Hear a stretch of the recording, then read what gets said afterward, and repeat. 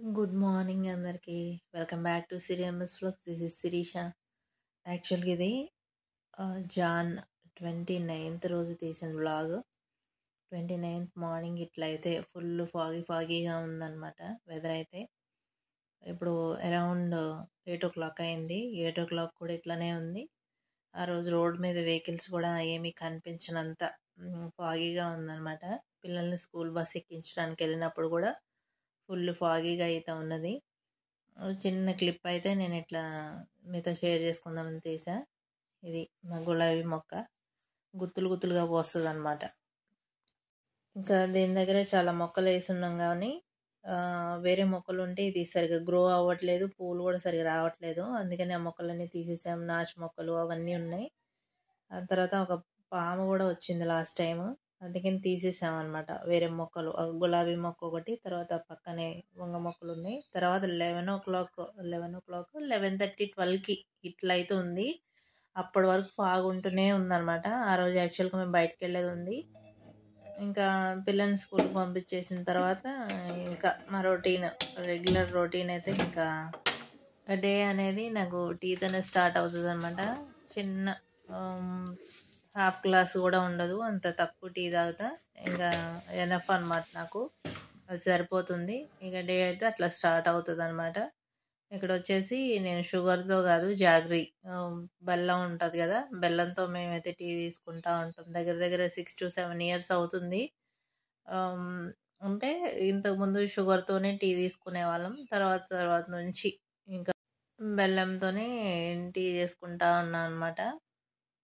ఆ రోజు యాక్చువల్గా బయటికి వెళ్ళేది ఉంది. తర్వాత వంట కూడా నేను యాక్చువల్గా ఏం చేయలేదు. పిల్లలు కూడా టిఫిన్ అడిగారు ఆ రోజు.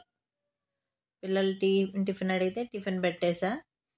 బాక్స్లో కూడా టిఫిన్ అడిగారు. మ్యాక్సిమం వాళ్ళు ఏది అడిగితే వాళ్ళు తినగలిగేదే నేను పెడతా. అదే ఫుడ్ లంచ్కి ఏదన్నా కర్రీ కావాలని అంటే నేను రైస్ కర్రీ పెట్టేదాన్ని. చాలా రోజులు అయింది టిఫిన్ తీసుకెళ్ళక అని చెప్పి వాళ్ళే అడుగున్నారనమాట. స్కూల్లో పిల్లలు ఏదైనా తెచ్చుకుంటే వాళ్ళు అడుగుతూ ఉంటారనమాట, నాకు అది కావాలి అది కావాలని. దాని బేసిసే నేను పిల్లలకి పెడతా ఉంటా.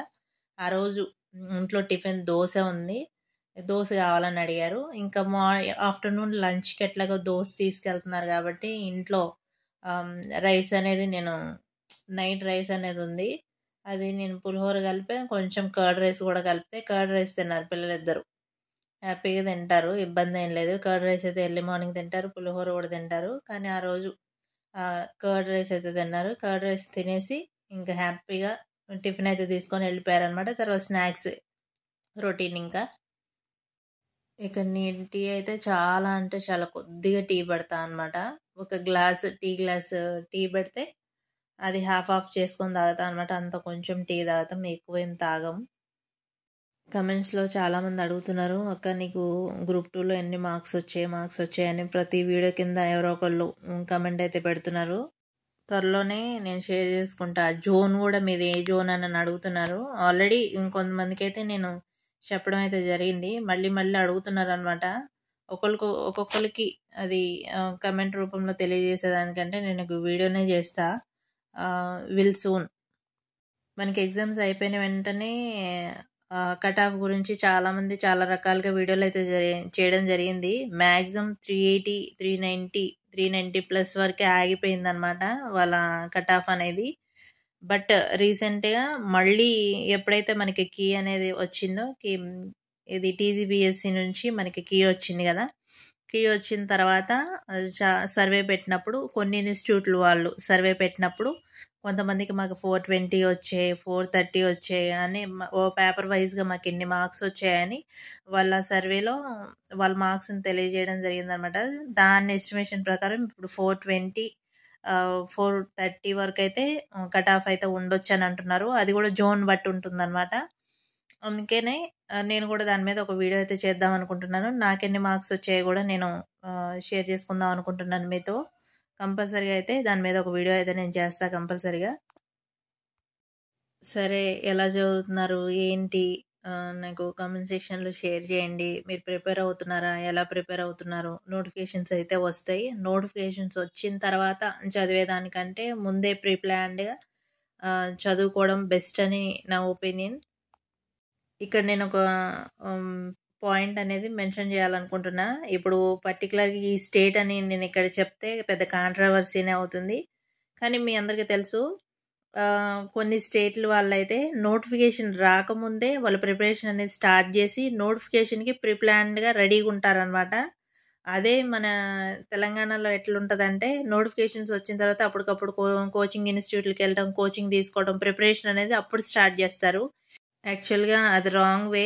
నాకు ప్రిపరేషన్ స్టార్ట్ చేసిన తర్వాత కొన్నాళ్ళ తర్వాత నాకు తెలిసింది. నోటిఫికేషన్ వచ్చిన తర్వాత కాదు. మన ఇట్లా గ్రూప్స్ కానీ ఏదైనా జాబ్ కొట్టాలంటే ముందు నుంచి ప్రిపరేషన్ అనేది ఉండాలి. అని నాకు తెలిసిందనమాట. అందుకే నేను మీతో షేర్ చేసుకోవాలనుకుంటున్నా. నేను ఇచ్చే బెస్ట్ సలహా ఏందంటే ప్రిపరేషన్ ఇప్పటి వరకు స్టార్ట్ చేయకపోతే ఇప్పటి నుంచైనా ప్రిపరేషన్ అనేది స్టార్ట్ చేయండి. మరీ ఎగ్జామ్స్ అయిన వెంటనే ప్రిపేర్ అవ్వమని ప్రిపరేషన్ స్టార్ట్ చేయమని నేను చెప్పను. నేను కూడా మొన్నటి వరకు ఖాళీగానే ఉన్నాను. ఇప్పుడైతే నేను ప్రిపరేషన్ అనేది నిన్నటి నుండి స్టార్ట్ చేశాను అనమాట. నేను టీఎస్ మూమెంట్ నుంచి స్టార్ట్ చేశా. నిన్నటి వీడియో కనుక చూడనట్లయితే ఆ వీడియో కూడా చూడాలనుకుంటే చూడొచ్చు. స్టార్ట్ చేశా. రోజుకి ఎట్లా చదవాలి అనేది నేను ఒక ప్లాన్ చేసుకున్నా అనమాట. అంటే ఫుల్ ఫ్లెడ్జ్డ్‌గా స్టడీకే నేను కేటాయించట్లేదని కూడా నేను ఆ వీడియోలో షేర్ చేసుకోవడం జరిగింది. నాకు వేరే వర్క్స్ ఉన్నాయి కాబట్టి టైం అనేది మేనేజ్ చేసుకుంటూ చదువుకుంటా ఉంటా అనమాట. యాక్చువల్‌గా ఇది వచ్చేసి 29th రోజు వ్లాగ్ అని చెప్పా కదా! ఆ రోజు యాక్చువల్‌గా బయటికెళ్ళేది ఉండే. చెప్పాను కదా! ఇంట్లో ఫుడ్ కూడా ప్రిపేర్ చేయలేదని చెప్పి మేము టిఫిన్ కూడా తినలేదు. పిల్లలకి టిఫిన్ వేసేసి టిఫిన్ పెట్టేసా. వాళ్ళ నైట్ ఫుడ్ ఉంటే పులిహోర అండ్ కర్డ్ రైస్ కలిపాను.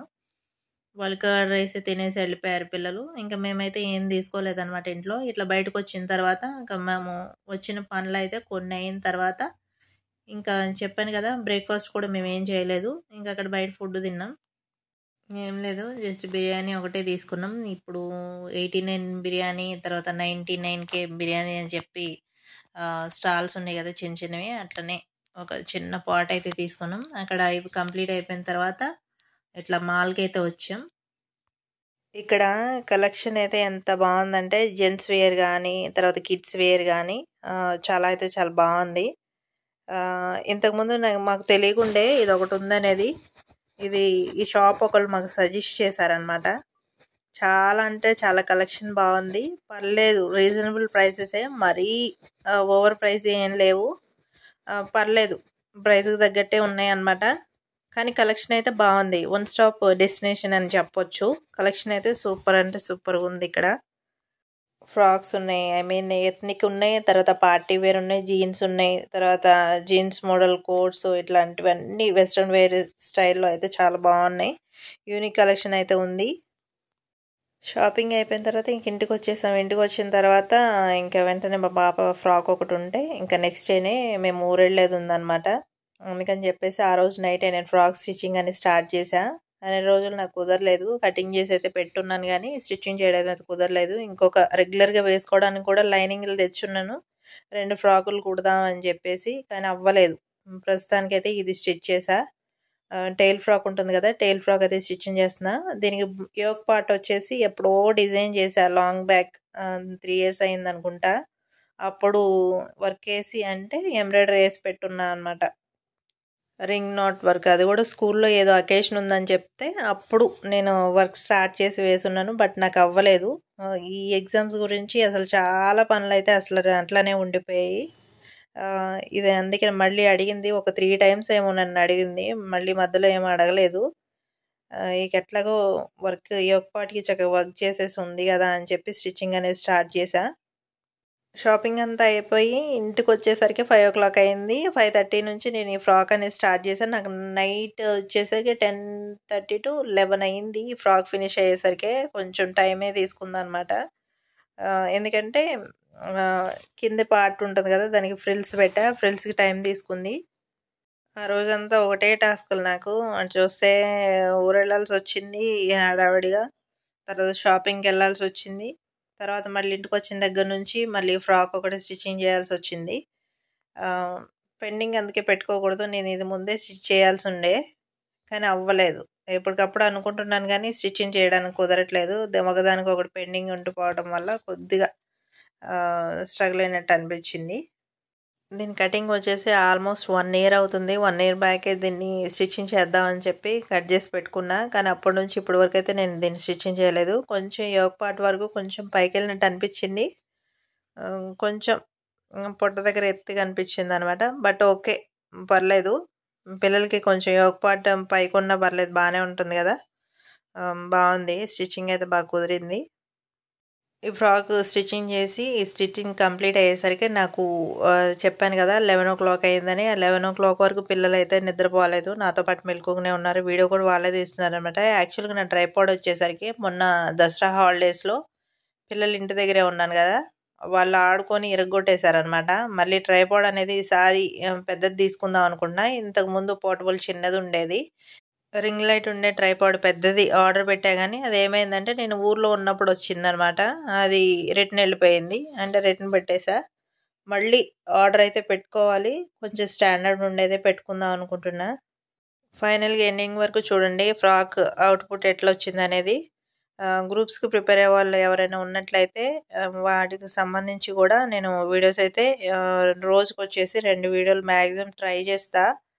నేను కూడా ఇప్పుడిప్పుడే కొంచెం హెల్త్ వైజ్ కూడా సెట్ అవుతున్నా కాబట్టి పాసిబిలిటీ ఉన్నంత వరకు నేను 1 కానీ 2 కానీ వీడియోలు అనేది పోస్ట్ చేస్తా. కంపల్సరీ గ్రూప్స్కి సంబంధించి ఎప్పటికప్పుడు అప్డేట్ ఇస్తూనే ఉంటా. ఓకేనా. ఈ వీడియో కనుక నచ్చినట్టయితే లైక్ చేయండి. మరిన్ని మంచి మంచి వీడియోస్ కోసం మన ఛానల్ సబ్స్క్రైబ్ చేయండి.